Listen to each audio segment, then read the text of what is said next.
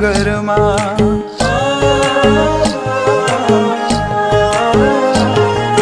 झुकियो कोही सङ्गरमा बढ्यो दिलको धड्कन सुस्तरी के नियाले थिए उतै छुटे नयन के नाउँ दिउँ के भनी बोलाउँ मेरी हजुर लाली की मखमा